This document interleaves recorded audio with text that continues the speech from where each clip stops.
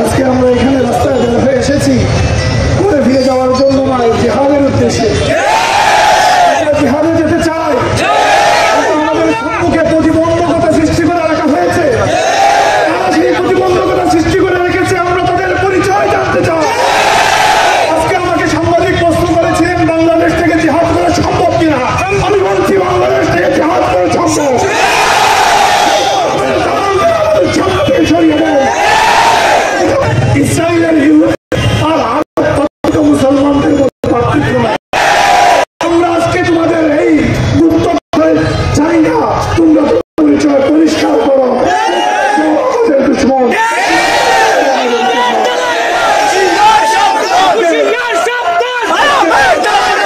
আজকে বাংলার আবহাওয়ার জনতা বের হয়ে এসেছেন জিহাদের উদ্দেশ্যে। আমাদের দেশে ইসরায়েলের দালাল রয়েছে, আমাদের দেশে হিন্দুত্ববাদী তার দালাল রয়েছে।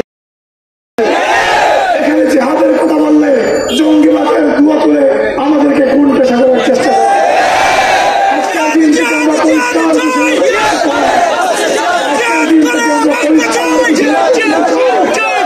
জঙ্গিবাদের নামে বাংলাদেশের মুসলমানদেরকে কোনটা সাজানো চলবে।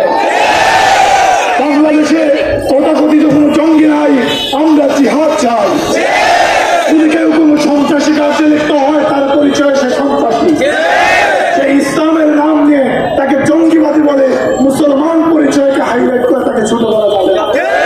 সন্ত্রাসীর পরিচয় সন্ত্রাসী, আমরা মুজাহিদ, আমরা জঙ্গি। জং ফার্সি শব্দ, যার মুজাহিদ শব্দের ফার্সি প্রতিশব্দ হচ্ছে জঙ্গি। আজকে জঙ্গি শব্দকে ছোট করা যাবে না। বাংলাদেশ সেনাবাহিনীর বিমানের নাম হচ্ছে জঙ্গি বিমান। যদি জঙ্গি শব্দের প্রতিশব্দ সন্ত্রাসী হয় তাহলে সর্বপ্রথম বাংলাদেশ সেনাবাহিনীর বিচার করতে হবে।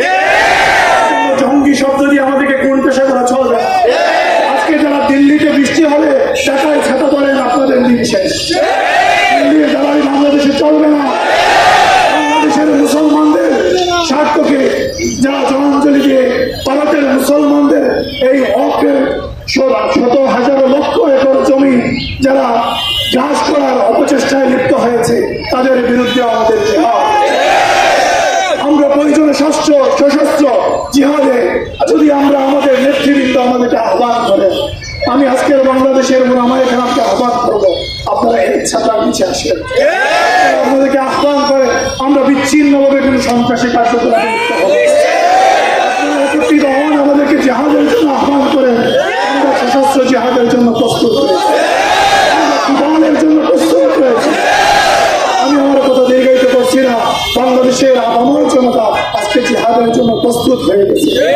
আমাদের যে ওয়াইসি নামক এটা মৃত সংগঠন আমাদের ছিল, তার কোনো অস্তিত্ব আজকে নাই। এই সকল বিভিন্ন ওয়াইসি বা এই সকল আরব লীগ নামক সংগঠন করে আমাদের রাস্তায় প্রতিবন্ধকতা সৃষ্টি করবেন না। আপনারা আপনাদের পরিচয় পরিষ্কার করেন। আমরা আমাদের মুসলমান পরিচয় নিয়ে আমাদের ফিলিস্তিনি ভাইদের পাশে থাকি।